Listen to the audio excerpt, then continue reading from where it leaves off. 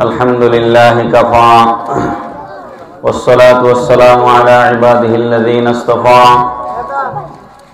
أما بعد فقد قال الله تبارك وتعالى عز وجل في شأن حبيبه ومحبوبه آمرا ومخبرا إن الله وملائكته يصلون على النبي يا أيها الذين آمنوا صلوا عليه وسلموا تسليما صلاة يا رسول الله عليكم سلام يا حبيب الله তো গলা ছেড়ে দুই একবার দুরূদ শরীফ পড়ি সালাতুন ইয়া রাসূলুল্লাহ সালামুন ইয়া হাবিবাল্লাহ মুমাজ্জাদ نسبه من والدين مؤيد نفسه قتلا بغيا صلاة يا رسول الله سلام يا حبيب الله ولما المعشر هرا شديدا فكم سهل لنا أنت سقيا صلاة يا رسول الله عليكم سلام يا حبيب الله مولاي صل وسلم وبارك عليه أعوذ بالله من الشيطان الرجيم بسم الله الرحمن الرحيم هل يستوي الذين يعلمون والذين لا يعلمون صدق الله مولانا العظيم وصدق رسوله النبي الحبيب الكريم ব্রাহ্মণবাড়িয়া জেলার সরাইল উপজেলার পানিশ্বর শাখাইতি হযরত সৈয়দ আব্দুর রউফ শাহ রাহমাতুল্লাহ আলাইহি সুন্নিয়া হাফিজিয়া মাদ্রাসার 17তম বার্ষিক ঐতিহাসিক সুন্নি মহাসম্মেলনের মহতারাম সভাপতি জনাব হাজী মোহাম্মদ শাহজাহান সাহেব, সহসভাপতি বৃন্দ, সম্মানিত বিশেষ অতিথি, প্রধান বক্তা, বিশেষ বক্তা, আমন্ত্রিত মেহমানগণ, আমন্ত্রিত পীর মাশায়েখ, আমন্ত্রিত উলামায়ে কেরাম, বিশেষভাবে উপস্থিত আছেন আমার শ্বশুর রংপুর বরকতিয়া খানকা শরীফের আওলাদে ওলি পীরজাদা হযরত শাহ মোহাম্মদ গোলাম রসুল শাহ ফকির মাদ্দাজিলুল আলী, যিনি আমাকে বারবার মহব্বত করে এখানে ডেকে আনেন, আমার অত্যন্ত মহব্বতের শ্রদ্ধাভাজন পীরজাদা মোহাম্মদ জাকির শাহ কাদরি বারাকাল্লাহু ফি হায়াতিহি, উপস্থিত উলামায়ে কেরাম, মুরব্বিয়ানে আযম, যুবক ভাইরা, পর্দার ভিতরের মা বোনেরা, সকলে মিলে আল্লাহর শুকরিয়া আদায় করি। এই গভীর রাত, এখন রাত 11:15 বাজে, গভীর রাতে আল্লাহ পাক আমাদেরকে কোরআনের মজলিসে বসার তৌফিক দান করেছেন। উচ্চ আওয়াজে সকলে পড়ি আলহামদুলিল্লাহ। আমি নিজে মাদ্রাসা চালাই। আমার গ্রামের বাড়িতে রাজনগর উপজেলা, মৌলভীবাজার জেলা।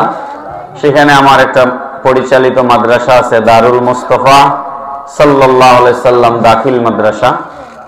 সিলেটে শহরে সুবিদ বাজারে নুরানিতে আমার একটা প্রতিষ্ঠান আছে, শাহজালাল একাডেমি। আর আমি যেখানে জুমা পড়াই খাদিমপাড়া, সেখানে হযরত মুহাম্মদ মুস্তাফা সাল্লাল্লাহু আলাইহি সাল্লাম হিফজুল কোরআন মাদ্রাসা, নবীজির নাম মোবারকে। তো এখানে যে বাচ্চাদের তেলাওয়াত শুনলাম, নাচ শুনলাম, এবং এই ছোট্ট এক পিচ্চি বাচ্চা 10টা হাদিস শরীফ পড়লো, আমি অবাক হলাম। আমাদের বহু বক্তা আছেন যারা 2 ঘন্টা ওয়াজ করে একটা হাদিস শোনাইতে পারে না, আছে না নাই? 2 ঘন্টা ওয়াজ করে একটা হাদিস শরীফ পড়তে পারে না, কিন্তু এই পিচ্চি বাচ্চাটা 10টা হাদিস শরীফ অর্থ সহ পড়লো। আমার ওয়াজ খুব জরুরি না, এই যে বাচ্চারা এখানে তারা উৎসাহ পেল এবং তাদেরকে পুরস্কার দেওয়া হলো, এইটা মাদ্রাসার জন্য দরকার। ওয়াজ তো সারা জীবন আমরা করছি, তো আমি আপনাদের বিরক্তির কারণ হব না। আসছি যেহেতু, প্রায় সিলেট থেকে এখান পর্যন্ত আসতে রাস্তায় বিরতি, তেল নেওয়া, নামাজ পড়া, এগুলো হিসাব করলে 5 ঘন্টার কমে আসা যায় না। তো 5 ঘন্টা জার্নি করে আসছি, তাহলে 20-25 মিনিটও যদি না বলি, তাহলে তো এটা আশাটা সার্থক হবে না। আবার আপনাদের জন্য আমি বিরক্তির কারণও হব না। তা আপনারা কি আমাকে ছেড়ে চলে যাবেন না বসবেন? ইনশাআল্লাহ। আমি আবার এখান থেকে সিলেট যাব, কালকে আবার আমি নাসিরনগর আসবো, বুঝছেন? এই হচ্ছে আমাদের চলছে। আপনাদের দোয়ায় আল্লাহ যেন আমাদেরকে সুস্থ রাখে, সবাই বলুন আমিন। আমি কোরআন শরীফের একটা আয়াতে কারিমার ছোট্ট এক টুকরা তেলাওয়াত করেছি। আল্লাহ পাক বলেছেন, হাবিব আপনি বলুন, আমার হাবিব আপনি বলুন, যারা জানে আর যারা জানে না তারা কি সমান?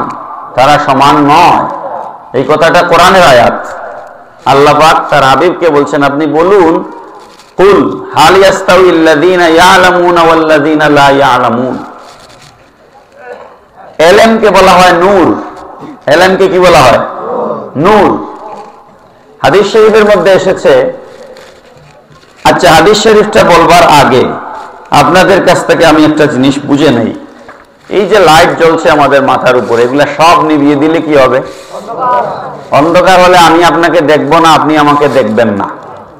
পড়াশোনা যারা জানি না, ধরেন ABCD দীর্ঘই আমি পড়তে পারি না, এরকম মানুষ যদি এখানে আমরা কেউ থাকি, বুঝাবার জন্য বলছি, যিনি পড়তে পারেন না তাকে এই কাগজটা দিলে তো তিনি আলোর মধ্যেও পড়তে পারবেন না, ঠিক না?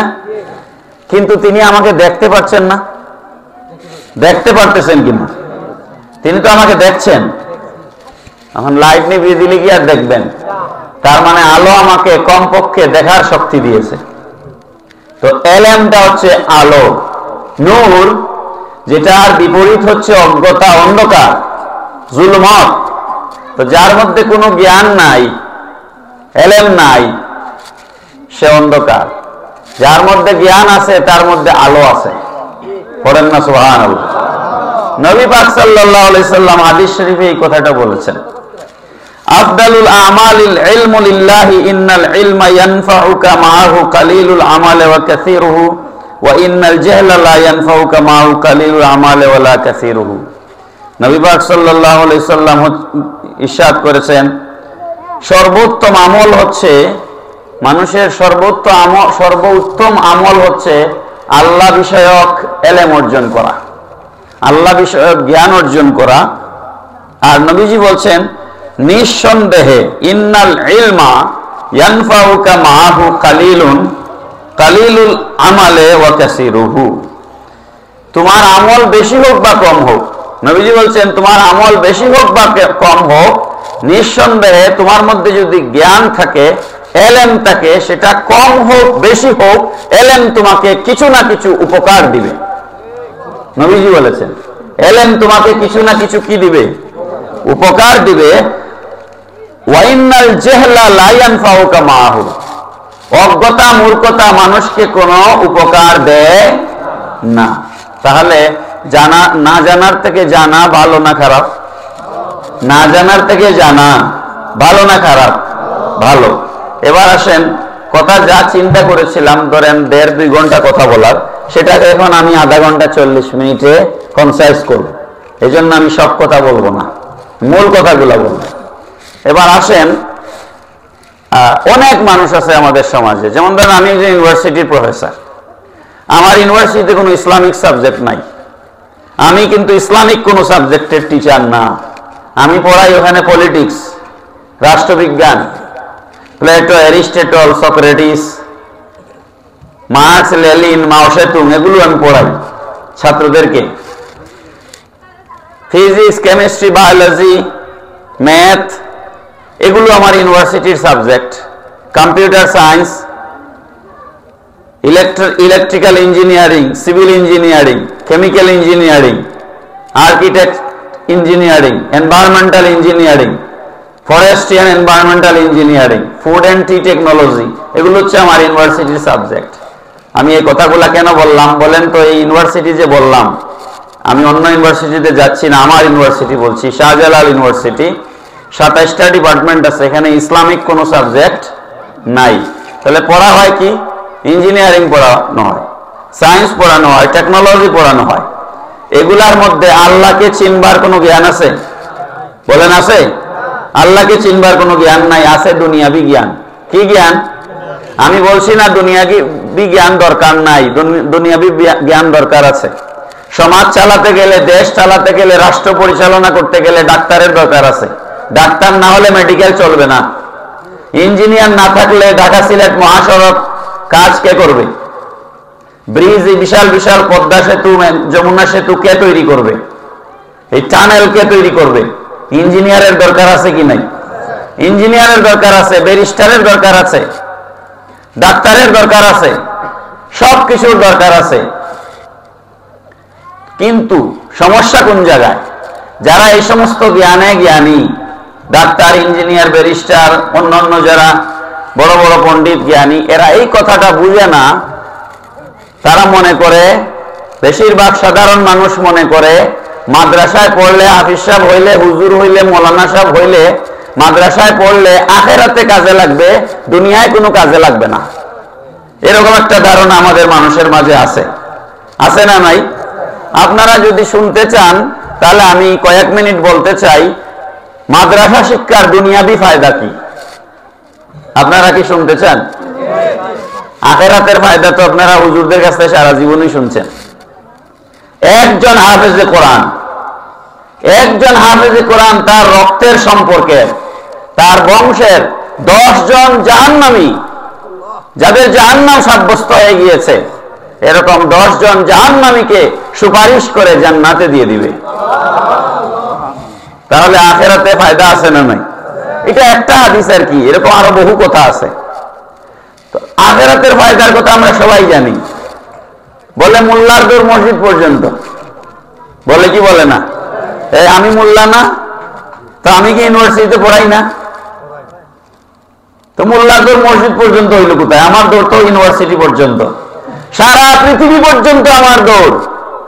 আমি আমেরিকায় গিয়ে বক্তব্য দেই, কানাডায় দেই, লন্ডনে দেই, ফ্রান্সে দেই, সুইডেনে দেই, ডেনমার্কে দেই, সারা পৃথিবীতে যাই। তো আমার দৌড় মসজিদ পর্যন্ত হইল কেমনে?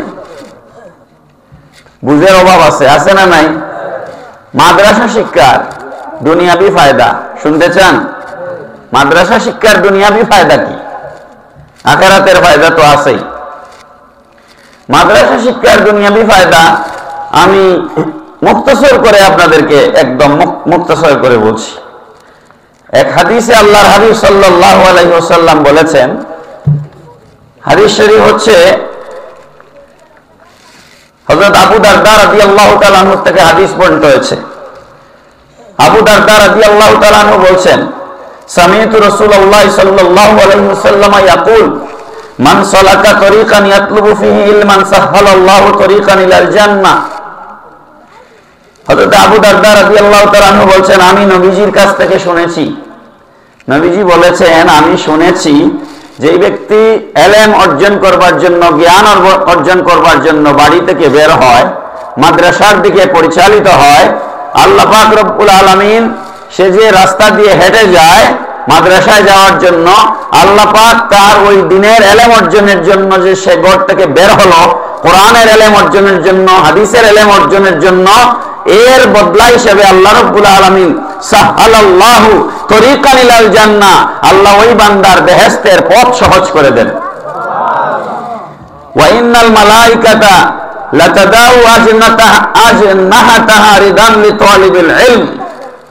আর নবীজি বলেছেন, যখন তলবুল ইলম মাদ্রাসার ছাত্র যখন রাস্তা দিয়ে হেঁটে যায়, তখন আল্লাহ পাক রব্বুল আলামিনের সম্মানিত ফেরেশতারা, যেই সমস্ত ফেরেশতাদের কোনো গুনাহ নাই, বলেন আছে? ফেরেশতাদের কোনো গুনাহ নাই, সম্মানিত ফেরেশতারা মাদ্রাসার কোরআনের ছাত্রদের সম্মানে তাদের পায়ের নিচে ফেরেশতারা তাদের নূরের ডানা বিছায়া দেয়। আরো বড় করে বলেন, এটা কি কম সম্মান? আমাদের দেশে, বাংলাদেশে যদি অন্য রাষ্ট্রের কোনো প্রেসিডেন্ট, প্রধানমন্ত্রী আসেন, তাকে রিসিভ করার জন্য আমরা লাল গালিচা বিছাই, ঠিক নেই?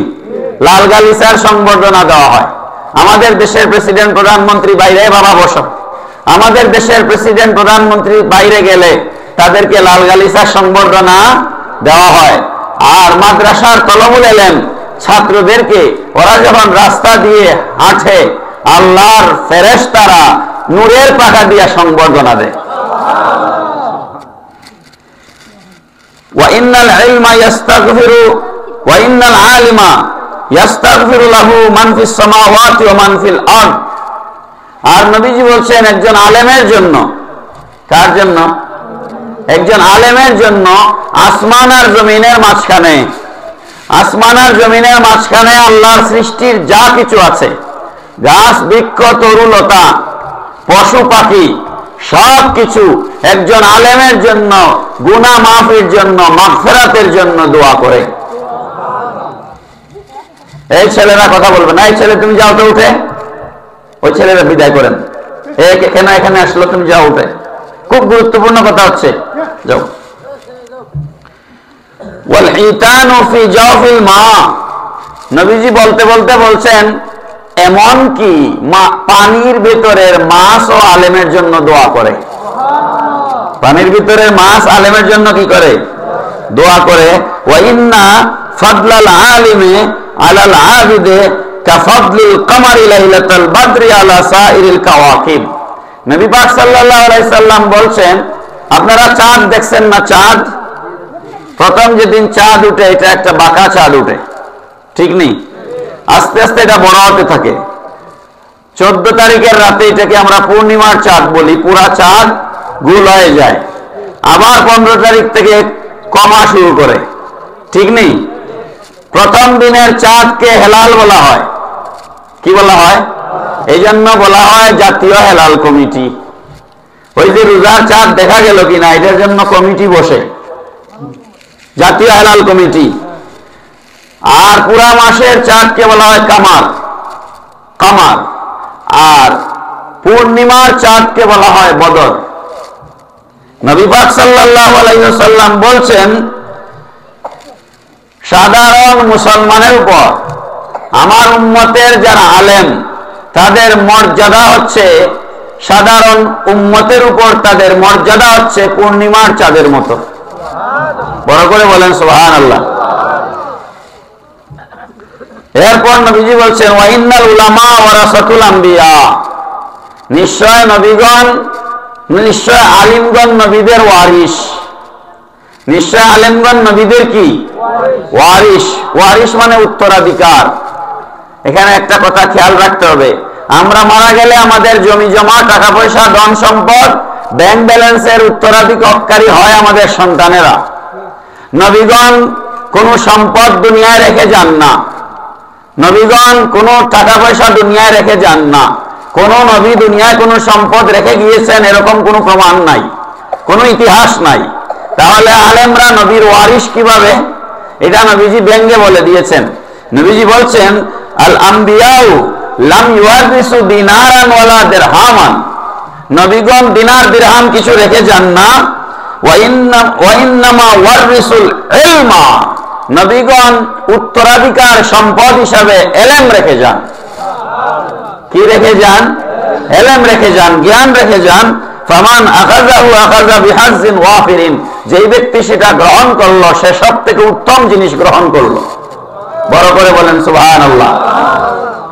এখন আমি আমার মূল আলোচনায় যাচ্ছি। হাদিস শরীফটা মনে রাখবেন। এই হাদিস শরীফে কয়টা কথা বলা হয়েছে? প্রথম এই হাদিস শরীফের মধ্যে বলা হয়েছে, নবী পাক সাল্লাল্লাহু আলাইহি সাল্লাম বলেছেন, যারা মাদ্রাসার রাস্তার দিকে বের হয় তাদের জন্য আল্লাহ জান্নাতের পথ সহজ করে দেন, 1 নাম্বার। 2 নাম্বার, নবীজি বলেছেন মাদ্রাসার ছাত্রদের পায়ের নিচে ফেরেশতারা নূরের পাকা বিছিয়ে দেন। 3 নাম্বার, নবীজি বলেছেন আসমান আর জমিনের মাঝখানে যা সৃষ্টি আছে সমস্ত সৃষ্টি আলেমদের জন্য দোয়া করে। 4 নাম্বার, নবীজি বলেছেন এমনকি সমুদ্রের, নদীর, পুকুরের পানির ভেতরে যে মাছ আছে সেই মাছও আলেমের জন্য দোয়া করে। তারপরে নবীজি বলেছেন একজন আলেমের মর্যাদা সাধারণ মুসলমানের উপর, একজন আলেমের মর্যাদা হচ্ছে পূর্ণিমার চাঁদের মতো। তারপর নবীজি বলেছেন আলেমরা নবীদের উত্তরাধিকার। আলেমরা নবীদের কি উত্তরাধিকার? নবীগণ জমিনে কোনো দিনার দিরহাম রেখে যান না, তাইলে আলেমরা নবীদের কিসের উত্তরাধিকার? আলেমরা নবীদের জ্ঞানের উত্তরাধিকার। পড়েন সুবহানাল্লাহ। এই হচ্ছে হাদিসের সহজ সরল বাংলা অনুবাদ। এখন এলেমের এই হাদিস শরীফ থেকে আমি আপনাদেরকে একটু বুঝাবার চেষ্টা করছি। এলেমের দুনিয়াবি ফায়দা, এলেমের দুনিয়াবি ফায়দা হচ্ছে, এক হাদিসে আল্লাহর নবী সাল্লাল্লাহু আলাইহি ওয়াসাল্লাম বলেছেন, যতদিন দুনিয়াতে, আপনারা কথা বলিয়েন না, আমি বললাম যে টাইম কম, তারপরে আপনারা খালি কথা বলেন। আমি সব জায়গায় মাহফিলে একটা কথা বলি, ওয়াজের প্যান্ডেলে কোনো দরজা জানালা নাই, ওপেন। ভালো না লাগলে উঠে বাড়িতে গিয়ে ঘুমান, আমাদেরকে বিরক্ত করবেন না। কথা ঠিক না বেটি? এখানে কি কোনো দরজা তালা দেওয়া আছে? তো কথা বলেন কেন? চলে যাবেন। যার শোনার ইচ্ছা সে শুনবে, যার শোনার দরকার নাই সে বাড়ি থেকে ঘুমাবে। প্যারা হাজিরিন, হাদিস শরীফে নবীজি বলেছেন, আল্লাহর জমিনে, আল্লাহর জমিন বলতে বাংলাদেশ নয়, গোটা পৃথিবীতে যতক্ষণ পর্যন্ত একজন ইমানদার মুমিন মুসলমান জিন্দা থাকবে আল্লাহ বলবার জন্য, ততক্ষণ পর্যন্ত আল্লাহ পাক এই জমিনকে ধ্বংস করবেন না। একজন ইমানদারের জন্য আল্লাহ পাক কোটি কোটি বেঈমানকে খাওয়াবেন। কথা কি পরিষ্কার? একজন ইমানদার জীবিত থাকলে কিয়ামত হবে না। জমিনে আল্লাহ বলবার জন্য, জিকির করবার জন্য, নামাজ পড়বার জন্য, রসুলের তারিফ করবার জন্য একজন ইমানদার যতক্ষণ জিন্দা থাকবে ততক্ষণ পর্যন্ত জমিন ধ্বংস হবে না, কিয়ামত হবে না। তাহলে জমিনটা ঠিকই আছে কিসের কারণে?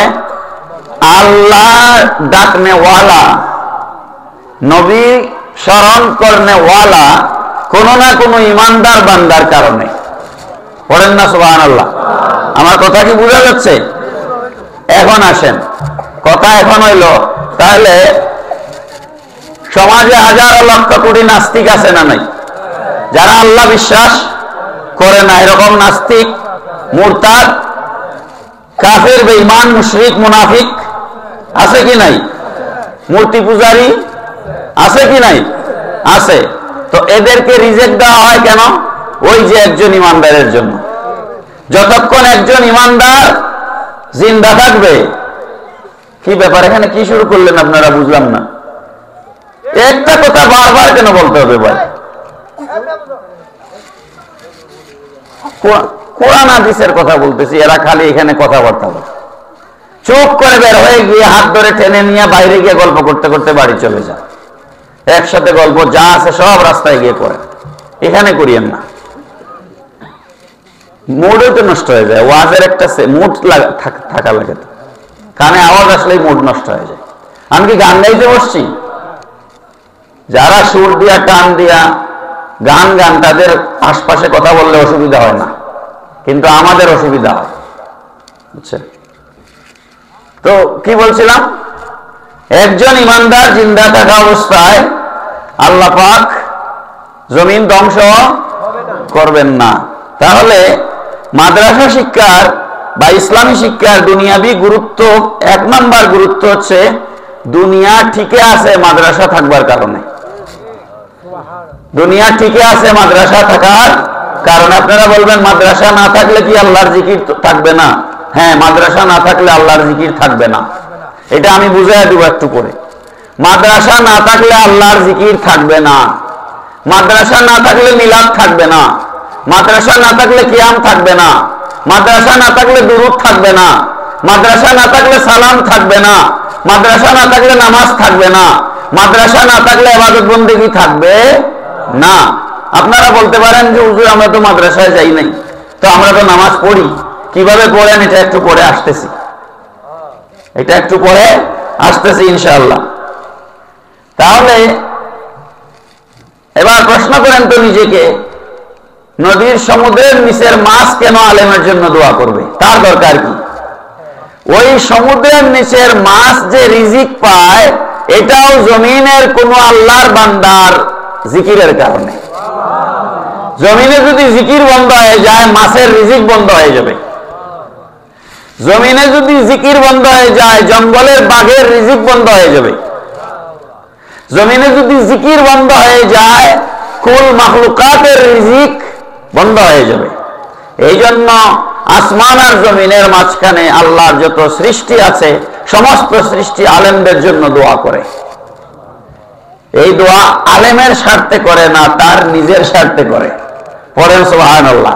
কারণ সেই দোয়া না করলে তার রিজিক চালু থাকবে। এটা একটা ছোট্ট উদাহরণ দিয়ে বুঝাই আপনাদেরকে, তাইলে আপনারা বুঝতে পারবেন।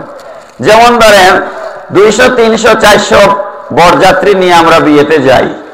আমি গতদিন ওখানে যে মাহফিলে এসেছিলাম, শাখাইতি কোন জায়গায় আসলাম না, ওখানে আমি বলেছি বরযাত্রী বিয়েতে বরযাত্রী নিয়ে যাওয়া এটা ইসলামের কোনো বিধান না।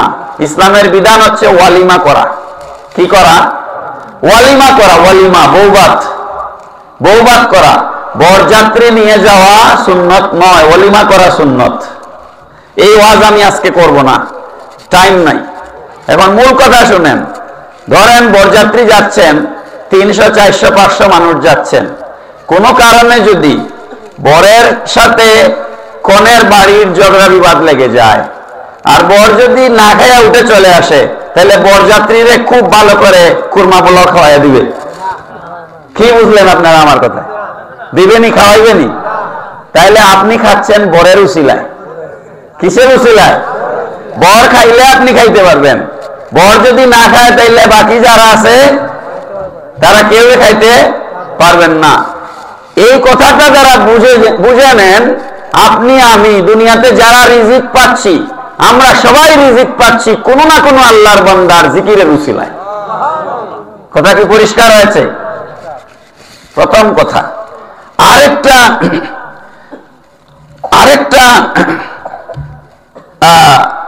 কারণ হচ্ছে, তার মানে এতটুকুন কথা যদি বুঝেন তাহলে মূল বক্তব্য হচ্ছে জমিন টিকায় রাখার জন্য মাদ্রাসা দরকার।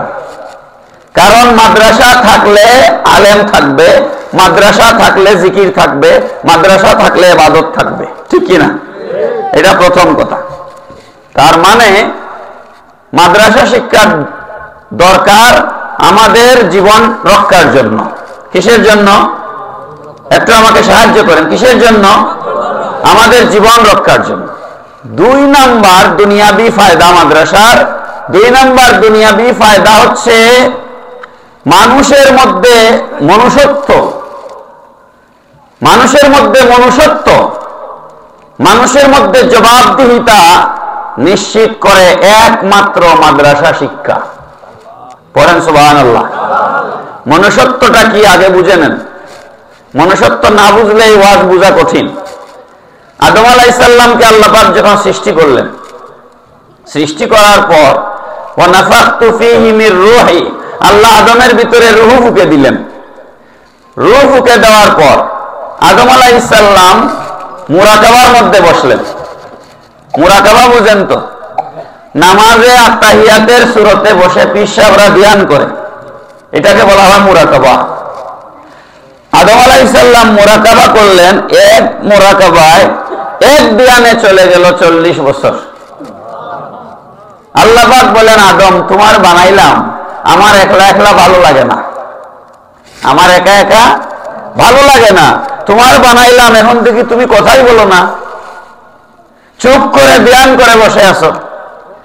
আদম আলাইহিস সালাম বলেন, আল্লাহ আমাকে তুমি সৃষ্টি করেছো, আমার ভিতরে রূহ ফুঁকে দিয়েছো, সবকিছুই ঠিক আছে, কিন্তু মাবুদ গো আমি কিভাবে তোমার সাথে কথা বলবো? কারণ তুমি তো আমাকে কথা বলার অনুমতি দেও নাই, তুমি তো আমাকে কথা বলার কোনো পারমিশন দেও নাই। তুমি কথা না বলতে বললে না আমি বলবো। এই উত্তরটা আদবের সাথে হইল কিনা বলেন? বুঝেন না মনে আমার কথা।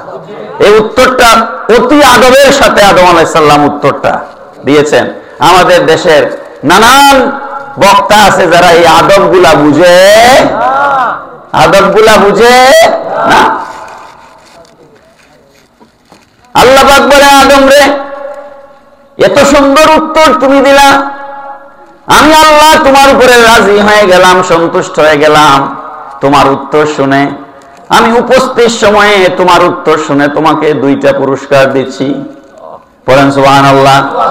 দুইটা পুরস্কার দিচ্ছি। একটা পুরস্কার হচ্ছে আদম রে তোমারে বানাইলাম আশরাফুল মাখলুকাত। আশরাফুল মাখলুকাত মানে সৃষ্টির সেরা জীব। বাঘ তোমার অধীনে থাকবে, সিংহ তোমার অধীনে থাকবে, সারা সৃষ্টি তোমার অধীনে থাকবে, মানুষের উপরে কারো ক্ষমতা চলবে ঠিক নেই। আদম তোমাকে বানাইলাম আশরাফুল মাখলুকাত, এটা দিলাম তোমাকে প্রথম পুরস্কার। আর দ্বিতীয় পুরস্কার হচ্ছে আদম আমি সমস্ত সৃষ্টি গরু ছাগল হাঁস মুরগি যা কিছু সৃষ্টি করেছি সমস্ত সৃষ্টিকে আমি জ্ঞানের একটা চেম্বার দিয়েছি, ব্রেন, মাথা। তোমাকে আদম রে মাথার সাথে আরেকটা জ্ঞানের চেম্বার দান করলাম, সেটা হচ্ছে কলব। পড়েন সুবহানাল্লাহ। তোমাকে কলব দিলাম, আত্মা, কলব দিলাম, আত্মার জ্ঞান দিলাম। যদি শুধু মাথা দিয়ে কেউ পরিচালিত হয় তাহলে সে ফাউল করবে। খুব লক্ষ্য করবেন, মানুষের যদি কলব জাগ্রত হয়ে যায়, আল্লাহর নবী বলেছেন ইন্না ফিল জাসাদি মুদগা ফাইজা সালুহাত সালুহাল জাসাদু কুল্লুহু ওয়া ইজা ফাসাদাত ফাসাদাল জাসাদু কুল্লুহুম আলা ওয়া হিয়াল কলব। নবী পাক সাল্লাল্লাহু আলাইহি সাল্লাম বলেছেন, আমার উম্মতেরা, তোমাদের শরীরের ভিতরে এক টুকরা গোশতের পিণ্ড আছে, মাংসের টুকরা আছে। ওই গোশতের টুকরা যদি পাক হয়ে যায় তোমাদের গোটা শরীর পাক হয়ে যাবে, আর ওই গোশতের টুকরা যদি নাপাক হয়ে যায় গোটা শরীর নাপাক হয়ে যাবে। সাবধান, আমি তোমাদেরকে সতর্ক করে দিচ্ছি, ওই গোশতের টুকরার নাম হচ্ছে কলব। পড়েন সুবহানাল্লাহ। কলব শব্দের অর্থ নাড়াচড়া করা, কাফ লাম বা কলবুন। কলব শব্দের অর্থ কি? নাড়াচড়া করা। যাদের কলব নড়াচড়া করে এরা সকালে এক কথা বলে, বিকালে আরেক কথা বলে। সকালে আপনার একটা ওয়াদা দেয়, বিকালে গিয়ে আরেক কথা বলে। এরকম মানুষ সমাজে আছে না নাই? এই জন্য কলবকে বসাতে হয়। কলবকে কি করা লাগে? কলবের মধ্যে আল্লাহ আল্লাহ লা ইলাহা ইল্লাল্লাহ জিকির দিয়ে ধর করে হাতুড়ে দিয়ে পিঠায়া কলবকে বসাতে হয়। আর সেই আল্লাহ আল্লাহ জিকির কলবের মধ্যে দরদ করে দেওয়ার দায়িত্ব হচ্ছে আল্লাহর ওলিদের। বড় করে বলেন সুবহানাল্লাহ। মুহতারাম হাজিরিন, আল্লাহ পাক বলেন, আদম অন্য সমস্ত সৃষ্টিকে আমি কলবের জ্ঞান দেই নাই, শুধু তোমাকে আর তোমার আওলাদদেরকে দিলাম। যারা কলবকে নিয়ন্ত্রণ করবে, যারা কলবের জ্ঞান হাসিল করবে, যাদের কলবের চক্ষু খুলে যাবে, সূরা হজ্জের ভিতরে আল্লাহ পাক বলেছেন ফাইন্নাহা লা তা'মাল আবসার ওয়ালাকিন তা'মাল কুলুবুল্লাতী ফিস সুদূর। আল্লাহ পাক রব্বুল আলামিন বলেছেন, মানুষের চামড়ার চক্ষু কখনো অন্ধ হয় না, বরঞ্চ মানুষের কলবের চক্ষু অন্ধ হয়ে যায়। যাদের কলব মরে যায়, কলবের চক্ষু অন্ধ হয়ে যায়, তারা রাসূলকে মাটির মানুষ বলে। যাদের কলবের চক্ষু অন্ধ হয়ে যায় তারা বলে রাসূল মরে মাটির সাথে মিশে গেছেন। যাদের কলব মরে যায় তারা বলে রাসূল আর আমি একরকম। কথা ঠিক না বেটি? এই জন্য আল্লাহ পাক বলেন, আদম আমি তোমাকে জ্ঞানের চেম্বার দিলাম দুইটা, একটা হচ্ছে মাথা, একটা হচ্ছে কলব। যদি কোনো মুসলমান যদি তার কলবকে জিন্দা করতে পারে আর কলবের দ্বারা যদি সে পরিচালিত হয়, আমার অন্যান্য জানোয়ার হাইওয়ান যেগুলো আছে সেগুলার থেকে মানুষ আলাদা হয়ে যাবে। আর যদি কলব মরে যায়, পশু গরু গাধার মতো যদি মানুষ ব্রেইনের দ্বারা পরিচালিত হয়, ব্রেইনের দ্বারা তাড়িত হয়, ব্রেইনের দ্বারা যদি সে নিয়ন্ত্রিত হয়, সে আর পশুর মধ্যে কোনো পার্থক্য থাকে না। এই কথাটা আল্লাহ পাক রব্বুল আলামিন কুরআনুল কারীমের মধ্যে বলেছেন, উলাইকা কাল আনাম বাল হুম আদাল। কিছু মানুষ আছে যারা পশুর মতো, আল্লাহ পাক বলেন না না, এরা পশুর চাইতে আরো নিকৃষ্ট। পড়েন নাউজুবিল্লাহ। এবার গভীরভাবে লক্ষ্য করুন, একটা গরু যদি আপনি রশি ছেড়ে দেন, তাহলে গরুটা কি আরেকজনের জমিতে গিয়ে ক্ষেতের জমিতে মুখ দিবে না? সে কি চিনে এটা আমার না তোমার? সে এটা জানে না, কারণ তার কলবের জ্ঞান। গরুকে কি আল্লাহ তার জ্ঞান দিয়েছেন? দেন নাই। সে মাথা দিয়ে পরিচালিত হয়। গরু কিন্তু এটা বুঝে আমার খিদা লাগছে, খাওয়া লাগবে। বুঝে কি বুঝে না? না বুঝলে কি বেড়া বানতো? না বুঝলে আরেকজনের বেড়া বানতো না। কিন্তু এটা যে আমার মালিকের জমি নয়, এটা বুঝার তার জ্ঞান নাই, কারণ তার কলবের জ্ঞান নাই। কথা কি পরিষ্কার হয়েছে? এই জন্য তার খিদা লাগলে সে আরেকজনের জমিতে গিয়ে মুখ দেয়। এটা নিয়ে মামলা মুকদ্দমা হয়ে যায়, মারামারি কাটাকাটি হয়ে যায়। এই গরুটা যে আরেকজনের জমিতে মুখ দিল, এটা কি সে তার মালিকের জমি মনে করে দিল না না বুঝে দিল? না বুঝে দিল। খুব লক্ষ্য করবেন, আমাদের মানুষের মাঝে এরকম মানুষ আছেন না নাই যারা জমিনের আইল ঠেলান? বলেন আছেন না নাই? আছেন। আর একজনের সম্পদ আত্মসাৎ করেন, জমি দখল করেন, দোকান থেকে বাকি নিলে আর ফেরত দেন না। এরকম মানুষ আছেন না নাই? টাকা কর্জ নিলে ফেরত দেন না। রাস্তার টাকা, ব্রিজের টাকা, কালভার্টের টাকা মেরে দেন, বিল্ডিং এর টাকা মেরে দেন। এরকম কন্ট্রাক্টর, ইঞ্জিনিয়ার আমাদের দেশে আছেন না নাই? তার মানে কি? তার আত্মার জ্ঞান পরিস্ফুটিত হয় নাই, সে মাতালের আকার চালিত হচ্ছে। তার আর গরুর মধ্যে কোনো পার্থক্য নাই।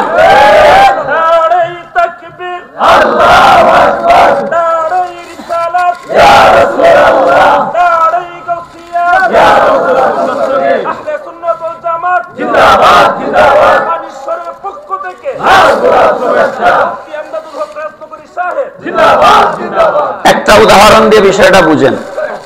আপনি ঢাকা থেকে আসছেন, রাত 3টায় এসে আপনি বুগৈরের রাস্তার মুখে নামছেন। হ্যাঁ, রাত 3টা। বুঝার জন্য বলছি, বুঝানোর জন্য। আপনি এসে দেখলেন ওখানে 2-3টা কুকুর দেখছেন। কুকুর দেখা পাওয়া যায় না রাস্তায়? আপনি যতটা না ভয় পাবেন যদি দেখেন 3-4টা চেংড়া পোলাপান দাঁড়ানো, তাইলে আপনার ভয়টা কুত্তার থেকে বেশি হবে না কম হবে? 1000 কোটি গুণ বেশি হবে। কারণ আপনি ভাববেন এগুলা মানুষ না জানোয়ার। এরা নি চুরি নিয়ে বসে আছে কিনা, আমার পেটে চুরি বসাই দেয় কিনা, আমার মোবাইলটা নিয়ে যায় কিনা, আমার মানি ব্যাগটা নিয়ে যায় কিনা। তার মানে আপনি কুকুর দেখলে ভয় পান না, মানুষ দেখলে ভয় পান। এই মানুষগুলো এই কুকুরের চেয়ে অনেক বেশি অধম। কথা ঠিক না বেশি? আজকে মানবতা ভুলন্ডিত। মানুষ দেখলে ভয় পায়, কুকুর দেখলে ভয়। অনেক দামি কথা, সহজ কথা নয়। এটা কি অবাস্তব কথা বললাম? বাস্তব না? এই জন্য মনুষ্যত্ব কি, আমি মনুষ্যত্ব বোঝানোর জন্য এতক্ষণ কথা বললাম। মনুষ্যত্ব হচ্ছে আপনি বুঝেন এটা আমার নয়, এটা আমি টাচ করতে পারি না, এই জিনিসটা আমার নয়, এটা আমি নিয়ে যেতে পারি না। এই বোধ যার ভেতরে আছে সে হচ্ছে মানুষ। সমাজের সব খারাপ না, ভালো মানুষও আছে। রাস্তায় একটা টাকার বস্তা পড়ে আছে, এই টাকার বস্তাটা একটা অটোওয়ালা পাইছে, এটা নিয়ে মালিকরে খুঁজিয়া দিছে। এরকম ঘটনা আছে না নাই? এরকম আল্লাহর নেককার বান্দাও জমিনে আছে। আবার চুরি মেরে বস্তা নিয়ে যাচ্ছে এরকম কুত্তাও আছে। আছে না নাই? সমাজে কুকুরও আছে, মানুষের মতো কুকুরও আছে, ভালো মানুষও। এই যে ভালো মানুষ, এই ভালো মানুষদের জন্য আল্লাহ দুনিয়া টিকায় রাখে। বড় করে বলেন সুবহানাল্লাহ। এখন আপনারা বলেন, মাদ্রাসা শিক্ষার প্রথম উপকারিতা বলেছিলাম আল্লাহ জমিন টিকায় রাখেন, মনে আছে?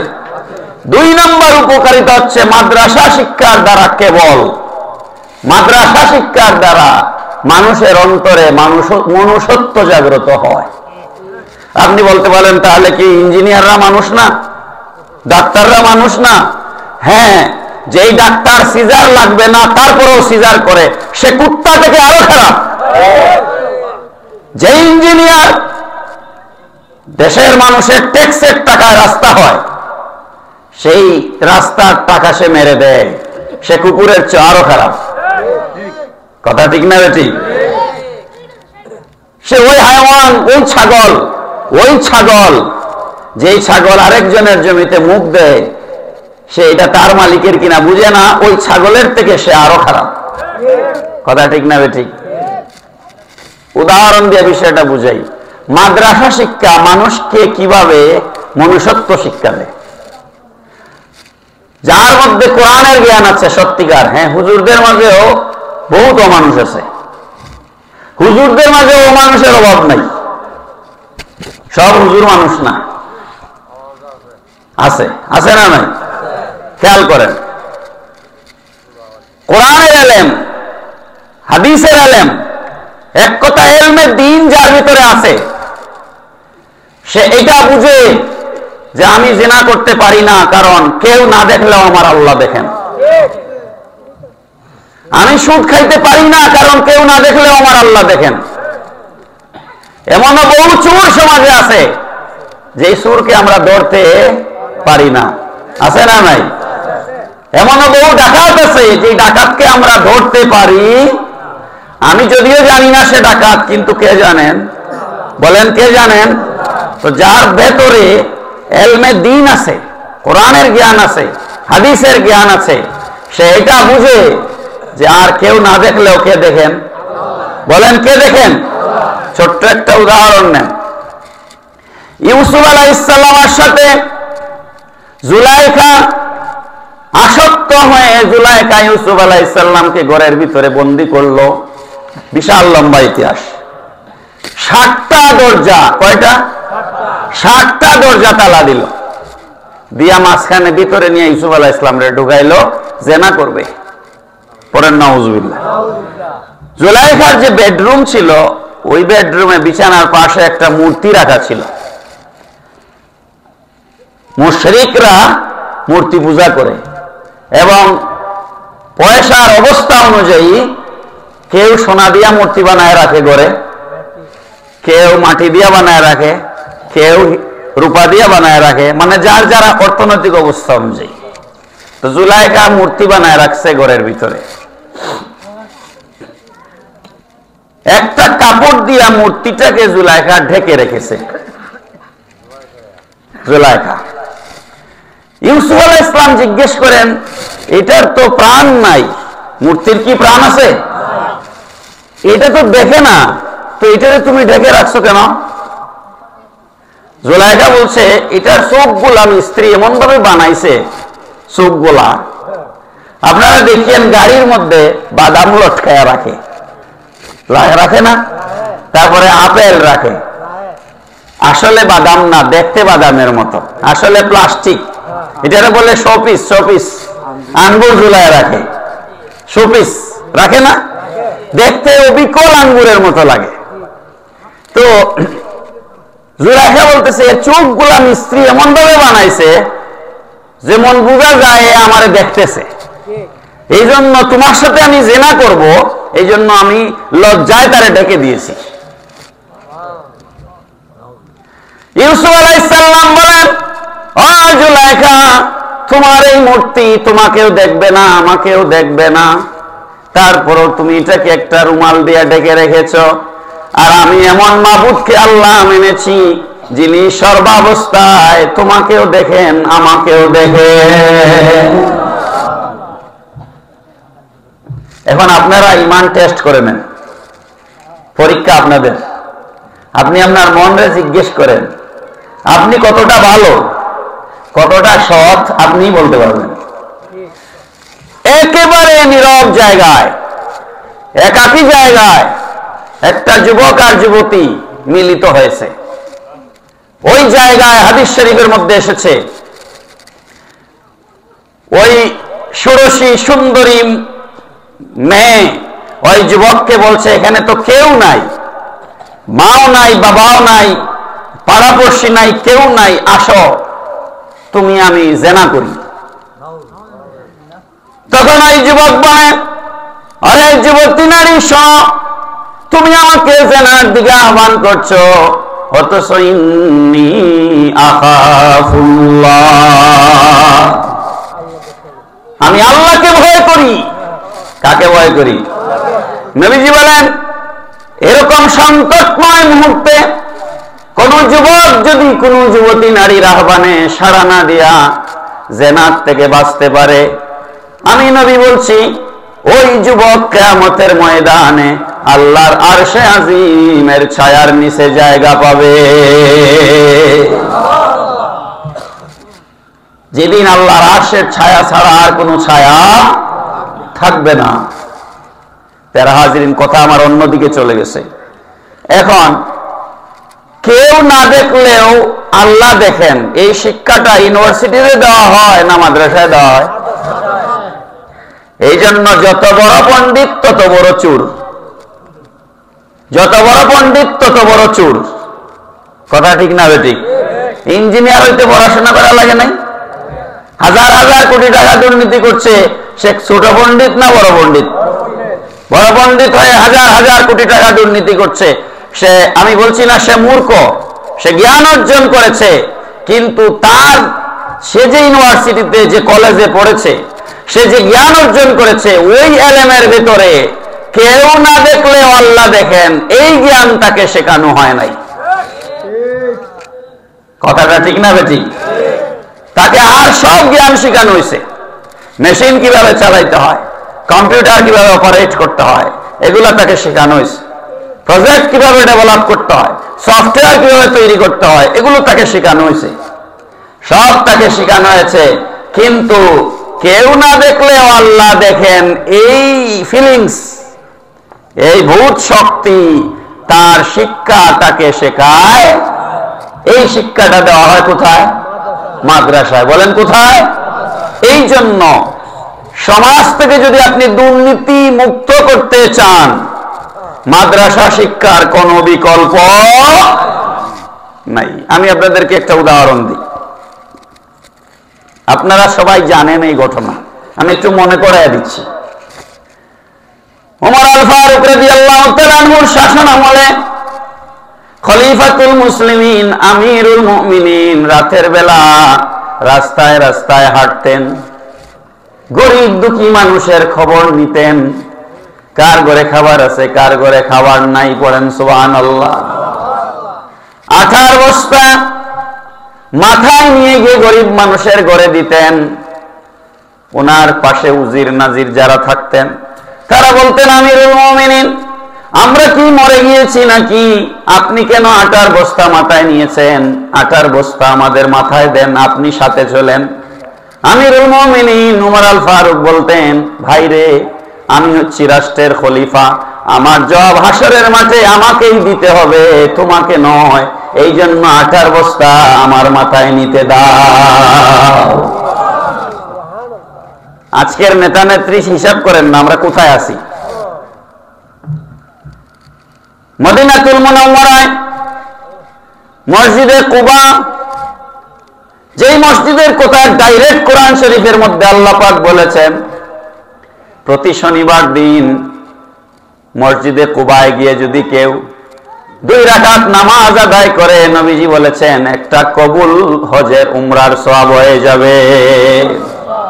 ওমর আল ফারুক রাদিয়াল্লাহু তাআলা আনহু প্রতি শনিবার দিন মসজিদে কুবায় যেতেন, নিজের হাতে ঝাড়ু নিয়ে মসজিদ ঝাড়ু দিতেন।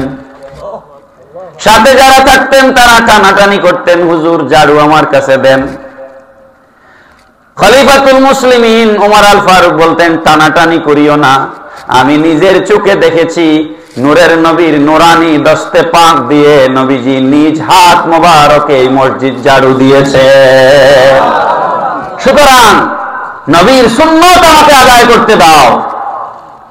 আমি ঝাড়ু দেওয়ার জন্য ঝাড়ু দিচ্ছি না, আমার নবীর সুন্নত আদায় করার জন্য ঝাড়ু দিচ্ছি। পড়েন সুবহানাল্লাহ। হজরে আসওয়াদে চুমা খেয়ে, সহিহ হাদিস, হজরে আসওয়াদে চুমা খেয়ে হজরে আসওয়াদের সামনে দাঁড়িয়ে ওমর আর ফারুক রাদিয়াল্লাহু আনহু বলেছেন, হে হজরে আসওয়াদ, শোনো, তুমি একটা পাথর ছাড়া কিছু নও। আমার রাসূলের নূরানি ঠোঁট মোবারক দেয়া তোমাকে যদি চুমা না দিতেন আমি কখনোই তোমাকে চুমা দিতাম না। এটার নাম ঈমান। আর আজকে মোল্লারা বলে ঐক্য করবে তৌহিদ দিয়া, কলিমা লা ইলাহা ইল্লাল্লাহ যথেষ্ট, মুহাম্মদুর রাসূলুল্লাহর দরকার নাই। এরা নাকি এবার মোল্লা, এরা ইসলাম প্রতিষ্ঠা করবে দেশে। প্যারা হাজিরিন,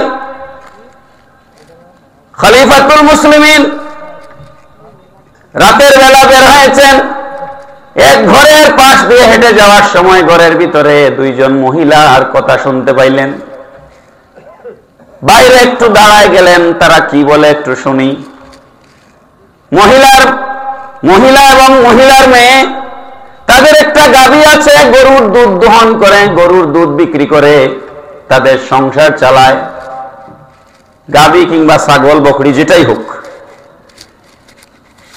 কিন্তু ওটা দিয়ে তাদের সংসার চলতে কষ্ট হয়, সংসার চলতে কষ্ট হয়। মা বলছে মেয়েকে,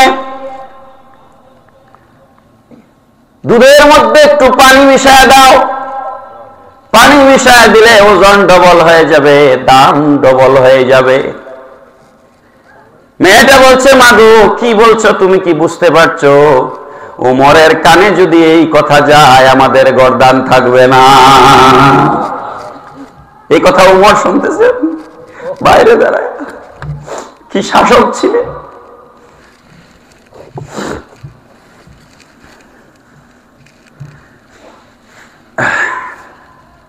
মা বলছে, উমর এখন এত রাত্রে কোথার থেকে দেখবে, কোথার থেকে শুনবে?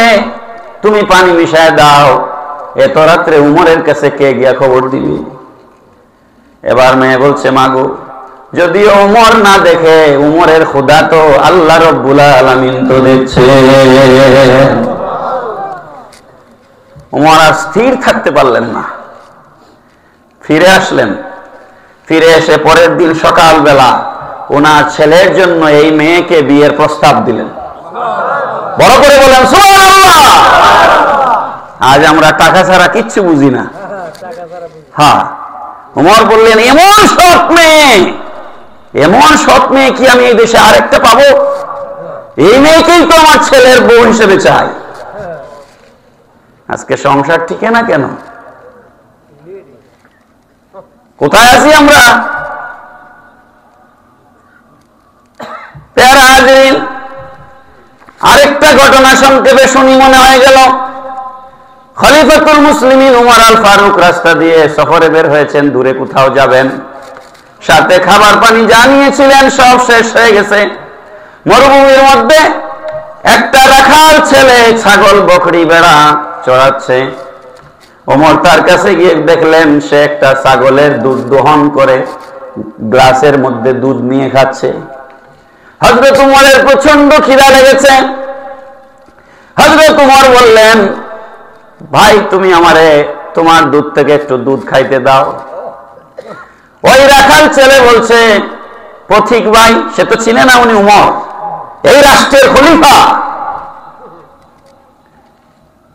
পথিক ভাই, আমি আমার মালিকের চাকরি করি, আমার মালিক আমাকে সামান্য বেতন দেয়, দুপুরের খাবারের জন্য এক গ্লাস দুধ খাওয়ার অনুমতি দিয়েছে, আমি তোমাকে এখান থেকে দিতে পারি না। ওমর বলেন, তাহলে এক কাজ করো, তুমি আমার কাছে একটা ছাগল বিক্রি করে দাও, আমার কাছে পয়সা আছে, আমাকে একটা ছাগল বিক্রি করে দাও, আমি সেই ছাগলের দুধ খাবো। রাখাল ছেলে বলছে, মালিকের ছাগল, তার অনুমতি ছাড়া তো আমি বিক্রি করতে পারি না। উমর বলেন, আমার দেশে এরকম মানুষ আছে? আর একটু পরীক্ষা করি, তুমি আমার কাছে ছাগল বিক্রি করে দিলে মালিক কোথার থেকে দেখবে? তুমি গিয়ে বিকাল বেলা মালিককে বলবে যে একটা ছাগল একটা বকরি বাঘ খেয়ে ফেলেছে, তাইলেই তো হইল। রাখাল ছেলে বলে, আমার মনটা চাচ্ছে তোমার একটা লাগাই দেই, তুমি আমারে কি বুদ্ধি দিচ্ছ? আমি যদি আমার মালিকের চোখ ফাঁকি দেই, বাঘ একটা বকরি খেয়ে ফেলেছে, এটা বললে আমার মালিক আমাকে বিশ্বাস করবে, কারণ বহু বছর ধরে বিশ্বস্ততার সাথে আমি তার গোলামি করছি। কিন্তু আমার মুনিব, যিনি আমাকে রিজিক দেন, যিনি আমার হায়াতের মালিক, কবরে যাওয়ার পরে আমি সেই মালিকের সামনে কেমনে দাঁড়াবো?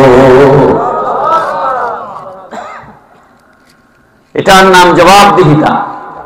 এটার নাম কি? জবাবদিহিতা। এই জবাবদিহিতা কোরআন হাদিসের জ্ঞান ছাড়া কোন মানুষের মধ্যে আসে না। প্যারা হাজিরিন, কথা অনেক লম্বা হয়ে গেছে, এবার আসেন।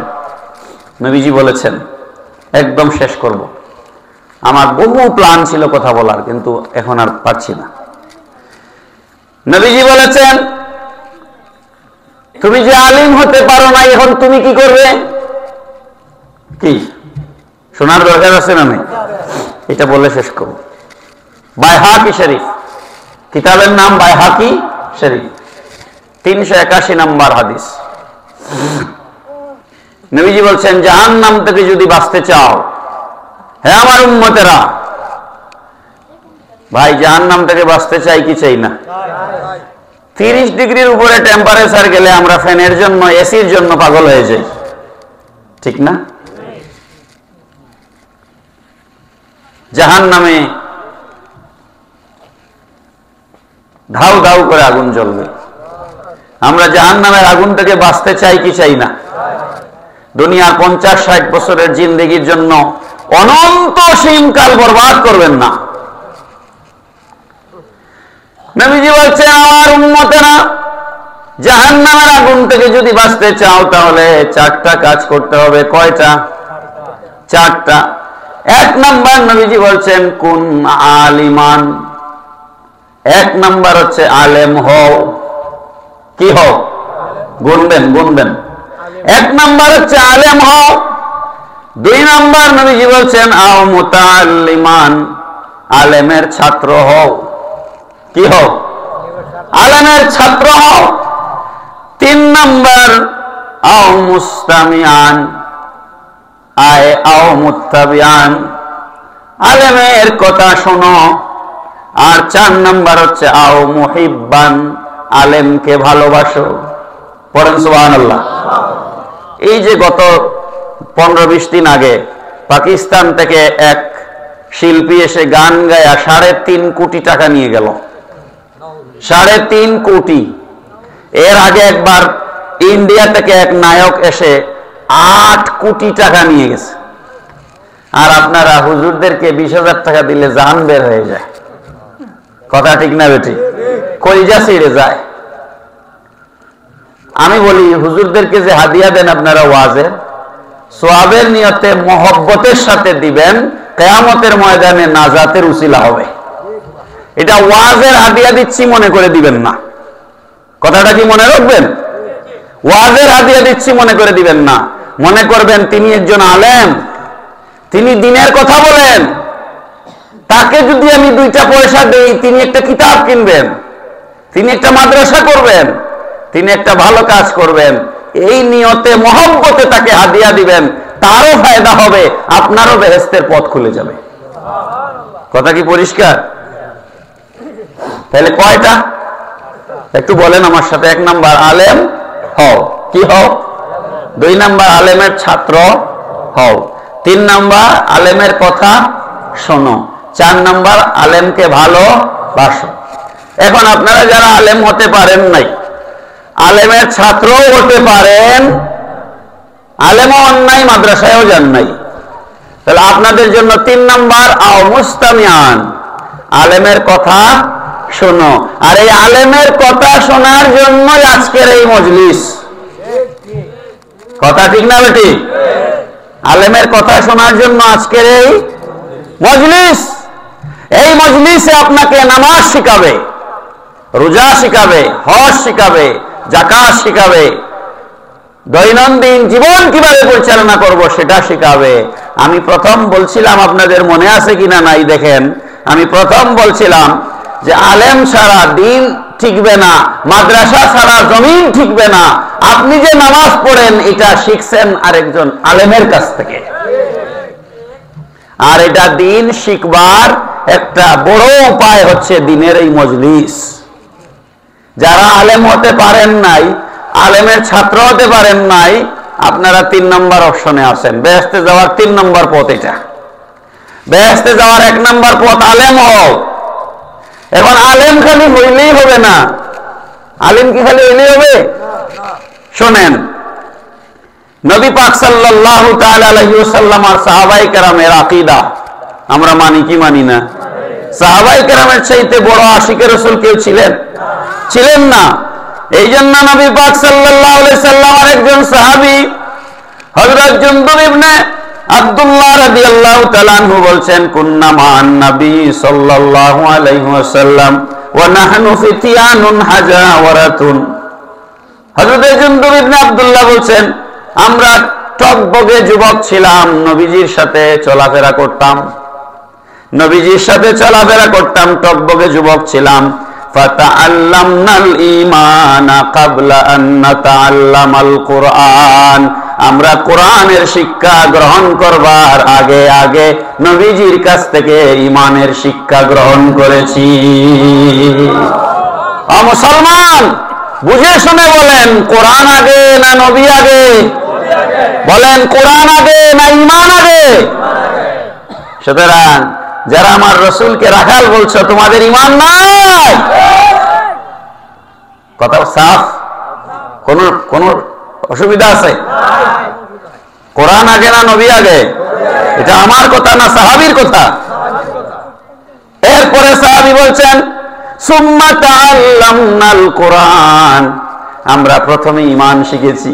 হায় হায়, আমরা প্রথমে ঈমান শিখেছি, তারপরে কোরআন শিখেছি। ফাজদাদনা বিহিল ঈমান। কোরআনের ইলম আমাদের ঈমানকে আরো বাড়িয়ে দিয়েছে। প্রথমে আমরা ঈমান শিখেছি, তারপর আমরা কোরআন শিখেছি, আর ওই কোরআন আমাদের ঈমানকে আরো কি করে দিয়েছে? আরো বাড়িয়ে দিয়েছে। পড়েন সুবহানাল্লাহ।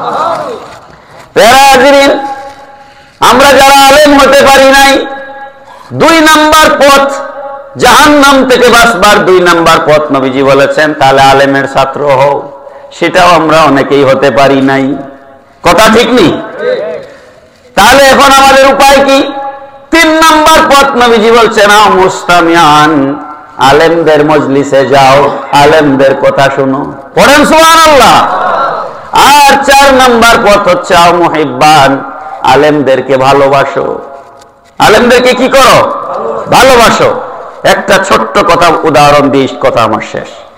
আমরা মাহফিলে যাই বিভিন্ন জায়গায়, আল্লাহর শুকর, কত জায়গায় যে আল্লাহকে সিজদা দিলাম, আর কত মানুষের ঘরে যে আল্লাহ আমাদের রিজিক রাখছে। সুবহানাল্লাহ। আর কত ধরনের খাবার। ব্রাহ্মণবাড়িয়ায় স্পেশাল, ব্রাহ্মণবাড়িয়ার খাবারের স্পেশালিটি হচ্ছে খাবারের পরে দুধ নাইলে দই থাকবে, ঠিক নেই? আর হচ্ছে সিটাল রুটি, এটা স্পেশাল, এটা আমার খুব ভালো লাগে। আমি প্রথম আমার জীবনে খাইছিলাম জাকির ভাইয়ের বাড়িতে, বুঝছেন? এরপরে আমার বাসায় দেখি আমার ওয়াইফও বানাতে পারেন, আমার শাশুড়িও বানাতে পারেন, তো মাঝে মাঝে আমরা খাই। তো এক এক এলাকার খাবারের এক একটাই আছে। চিটাগাং যখন যাই, রূপচাঁদা পাওয়া যায়, রূপচাঁদা, তারপরে সমুদ্রের মাছ, ঠিক কিনা? সিলেটে যদি যান এই শীতের সময় অবশ্যই টমেটোর টক পাবেন, ঠিক নেই? কেউ খাইছেন কিনা জানি না। এগুলো এক এক এলাকার এক এক বিষয়। আল্লাহ আমাদেরকে কত জায়গায় এনেছে, আলহামদুলিল্লাহ, দিনের খেদমতের জন্য। প্যারা হাজিরিন, যে কথা বলছিলাম, তো ওয়াজে যাই, আপনার ঘরে আলেমকে খাবারের ইন্তজাম করেছেন, প্লেটটা গায়া দিচ্ছেন, হুজুরের হাত আছে প্লেট নেওয়ার জন্য, আছে না নাই? কিন্তু আপনি মহব্বতে প্লেটটা গায়া দিচ্ছেন, ভাত চামচ দিয়ে উঠাইবার মতো শক্তি হুজুরের হাতে আছে, তারপরও আপনি বলেন হুজুর আমি একটু উঠাইয়া দেই। করেন কি করেন না? হুজুর একটু গ্লাসে পানি ঢেলে দেই। হুজুর আপনি ওযু করবেন, একটু হুজুর পানি গরম করে দেই, এই যে কাজগুলো আপনি করছেন হুজুরের কাছ থেকে কোনো বিনিময়ের জন্য নয়। কথা কোন ঠিক না বেটি? এই যে মহব্বত আপনি একজন আলেমের প্রতি প্রদর্শন করেছেন, এই মহব্বতের কারণে কিয়ামতের ময়দানে কঠিন নিদানের দিনে আপনি যেদিন আটকায় যাবেন, ওই দিন একজন আলেমের মহব্বতের কারণে আল্লাহ আপনাকে মাফ করে দিবে। কত শত মানুষ রাস্তাঘাটে আমাদেরকে জোর করে গাড়ি আটকায়, হুজুর এক কাপ কফি খায়া যান, হুজুর এক কাপ চা খায়া যান। এই মহব্বত আলেমের প্রতি, এটা ঈমান, এটা ঈমান। এই মহব্বত আপনার জন্য নাজাতের উসিলা হবে। এই জন্য শাখাইতি হযরত সৈয়দ আব্দুর রউফ শাহ রাহমাতুল্লাহ আলাইহি সুন্নি হাফিজিয়া মাদ্রাসার একটা ছাত্রকে আপনি লজিং এ খাওয়াইছেন। ও বাবারা, ঘর থেকে যারা শুনছেন আমার মায়েরা, ঘরে ৩-৪ জন মানুষের খাবারের সাথে আরেকজন মানুষ এমনিতেই এক্সট্রা খাইতে পারে, পারে কি পারে না? আপনি যদি মহব্বত করে মাদ্রাসার তলবুল ইলম একটা ছাত্রকে নিয়ে বাড়িতে খাওয়ান, কিয়ামতের ময়দান যখন কায়েম হবে, ওই হাফেজ সাহেব, হাফেজে কোরআন, তিনি যদি দুনিয়াতে নেক আমল করে কবরে যান, ঈমান নিয়ে যদি কবরে যান, তিনি তো লাফায় লাফায়া বেহেশতে চলে যাবেন, ঠিক না? তখন ওই লজিং এর মহিলা আসিয়া রাস্তা বন্ধ করে দিবে, হুজুর যান কই? বেহেশতে যায়। তো বেহেশতে যান, হাফেজ সাহেব হইছিলেন কার খাইয়া ভুলে গেছেন নি? আমারে না নিলে আমি যাইতে দিব না। সুবহানাল্লাহ বলেন। এই দৃশ্যগুলো আল্লাহ দেখবেন, দেখবেন না? আল্লাহ পাক বলবেন, ফেরেশতারা আমার এই বান্দি, আমার এই বান্দার কাছে কি চায়? আল্লাহ জানেন না? কি চায়? ফেরেশতা বলবে, আল্লাহ তোমার এই বান্দি তো এই বান্দারে আটকায় দিছে, এই বান্দা তো বিনা হিসাবে বেহেশতি হয়ে গেছে, কিন্তু সে যাইতে দেয় না, কয় তার খায়া নাকি সে বেহেশতি হইছে। আল্লাহ বলেন, তো যদি তাই হয় তাহলে এর সাথে আমার বান্দিরেও দিয়ে দাও। সুতরাং বাচ্চাদেরকে লজিং খাওয়াবেন। এখন এটা উঠে গেছে, সমাজ থেকে উঠে যাচ্ছে একদম। বাড়িতে মানুষ একসময় লজিং রাখতো, এখন এটা নাই, কারণ মানুষের বিশ্বাসও কমে গেছে। আমি মানুষের বাড়িতে তাকিয়ে পড়ছি, জানেন, আমি মানুষের বাড়িতে থেকে পড়ছি, ওই মানুষগুলার জন্য হাত তুললে অটোমেটিক তাদের কথা মনে হয়ে যায়, দোয়াতে, দোয়াতে। আমি এক লজিং বাড়িতে ছিলাম, এক মুরব্বী ছিলেন চাচা, মাদ্রাসা ছুটি হইতো আমার 4টার সময়। কয়টা?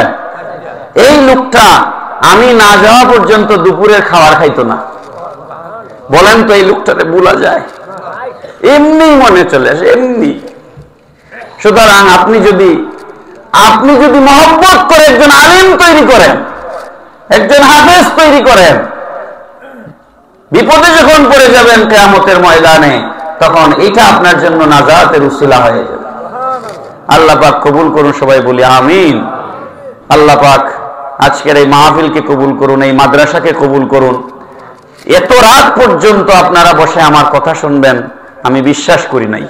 আমি মনে করছিলাম আপনারা বাড়িতে চলে যাবেন, কিন্তু আপনারা যে বসেছেন, এই বৈঠক, আজকের এই মজলিস কিয়ামতের ময়দানে আমাদের সকলের জন্য আল্লাহ নাজাতের জরিয়া বানিয়ে দিন, সবাই পড়ি আমিন।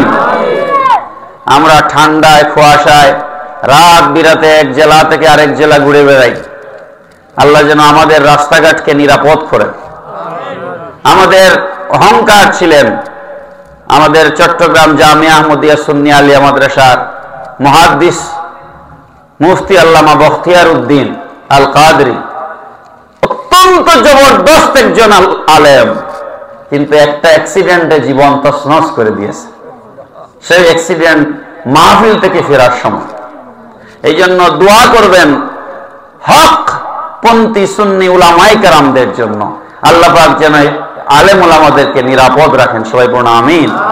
ওমা আলাইনা ইল্লাল বালাগ। আসসালামু আলাইকুম ওয়া রাহমাতুল্লাহি ওয়া বারাকাতুহু। আসুন